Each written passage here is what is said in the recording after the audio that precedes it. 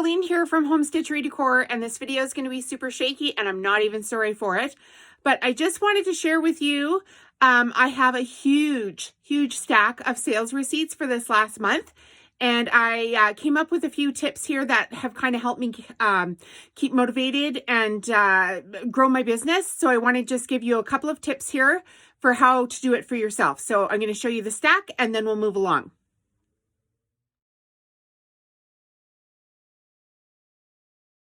Okay, I'm back, and I'm just going to give you guys a quick little tour here. I've set up a shopping area in the studio. So basically, I've got everything set up here now for appointment shopping. I'm going to open up appointments next week. And what's going to happen is I'm going to use an app called Setmore. I'll put a link in the description for it. And basically, you can book your own appointment on Setmore. I put in my times that I am available. And once you set your appointment up, then I get a notification that you're coming, and we have a walkthrough of what is going to happen as far as the appointment goes. Okay, so now I'm going to tip this thing up here, and I'm going to chat to you over in this corner. All right, so when I first started, you guys, I did not have a ton of stock, and I didn't have matching products. And I was finding it's really hard to get people to notice my stuff. So I kind of had like a little boutique feeling about it. And so there was, go to a farmer's market and there'd be, one little table here with a couple little things on it, one little table here with a couple little things on it. But here's what I learned. People like to shop by abundance. So instead of just creating, one or two dish towels, I created what you just saw in the studio, which is pile upon pile upon pile of stuff.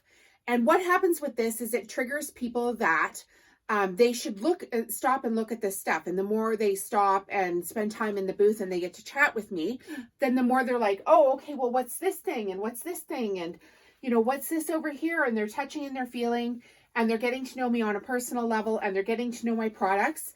And because they're in there for so long, the chances of them buying something just increases dramatically. All right, you guys, I'm back over here. I just switched corners here. Had a little coughing fit, probably not COVID. I think I just swallowed my drink wrong right before I started taking the video. So anyways, when I was in the other corner, I was talking to you about having displays that are just, kind of curated displays. Now, what happened with that is that people don't really like to shop when there's like one little item here and one little item here. I'll take a clearance section, for example. If there's only 2 t-shirts left in the clearance section, nobody's going over to that rack and flipping through. It's like the dead rack at the back of Walmart. But if the clearance section is just overflowing with stuff, people will flip through. They'll have a look for it.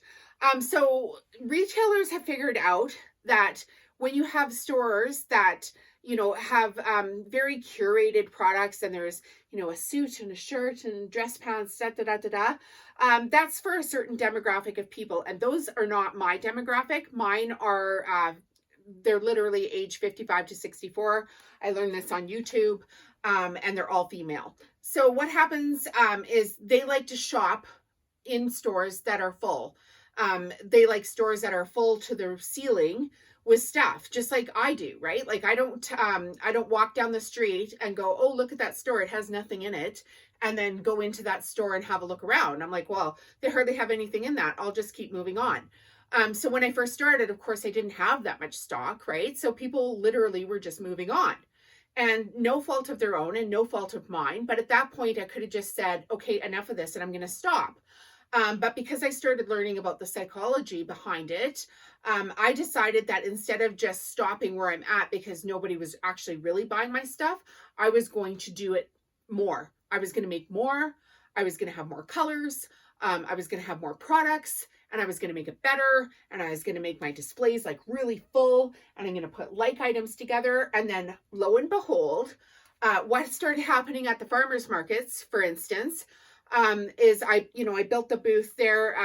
You can see it maybe out of this corner here with these folding shelves, and I made it in a U shape. So you can watch my farmer's market video. I actually take you on a tour around my actual booth, but I built a U shape and then I put me in the middle with a little stand that I could use as a checkout. So now people are like, oh, okay, well, this is what we're supposed to do. We're supposed to come in this way. We're supposed to, you know, flip through all of these things here, and we're supposed to touch this and look at this and grab this.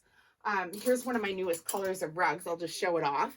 But anyway, they'll flip through and they'll start chatting with you, and they'll start chatting with their girlfriend, and they'll pull this out and be like, oh my goodness, what is that? And, you know, it's a dish drying mat. And I explain that to them. And then they start talking to me and they get to know me. And the next thing you know, by the time they've come out to this other side of the booth, they have at least one product in their hand. Sometimes both of the girls have something in their hand and they're ready to buy from me. So you kind of need to nurture your audience into expectations of what you want them to do. I want them to go around the booth. I want them to have enough space to be able to chat. And I want them to see that the items are full up on the booth. Okay.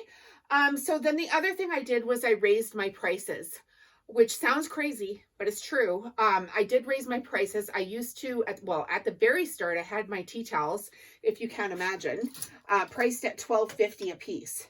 This is an insane amount of work for $12.50 a piece. So there's embroidery on it, there's rickrack, there's lace, there's a hand sewn button. And so once I raised my prices, I kind of got away from the people that were just all the looky-loos. And another thing about retail is when you put your highest priced items at the front of your booth, you set up the expectation for the customer for what is the purchase price that they should be expecting to pay on the way out the booth.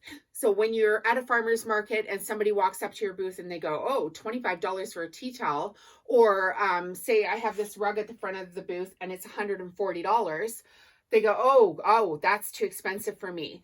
And my best advice to you is not to be rude, but you are there for sales. So you need to encourage these people to move along because they aren't your target audience. So if people are consistently saying to you things like, I would never buy that, you should believe them. Okay, because they literally will never buy that.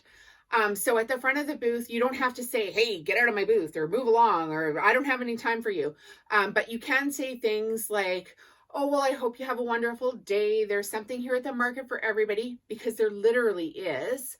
Or, well, I hope you enjoyed looking at my products, and just have like close-ended sentences. So hopefully they're not trying to just engage in a 20-minute conversation with you at the front of the booth, where you're potentially blocking people who are your target audience.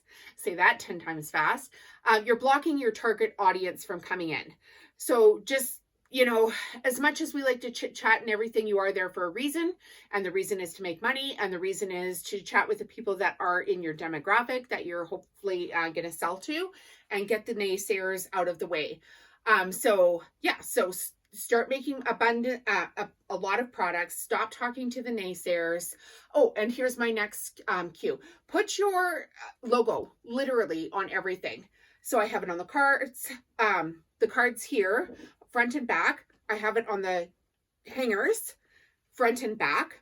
I have it on the bag that I give the customers to carry their products around. So now they're carrying their products around the farmer's market with me, with me on the bag.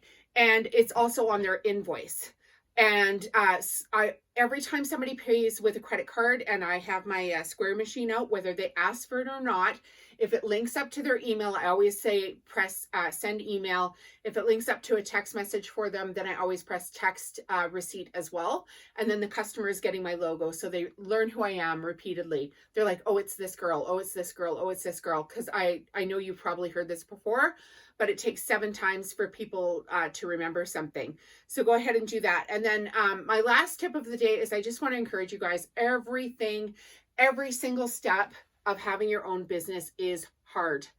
From the very first idea to where I'm at now, 2.5 years into this, every single step was hard. It's either hard at the beginning or it's hard every single time I do it.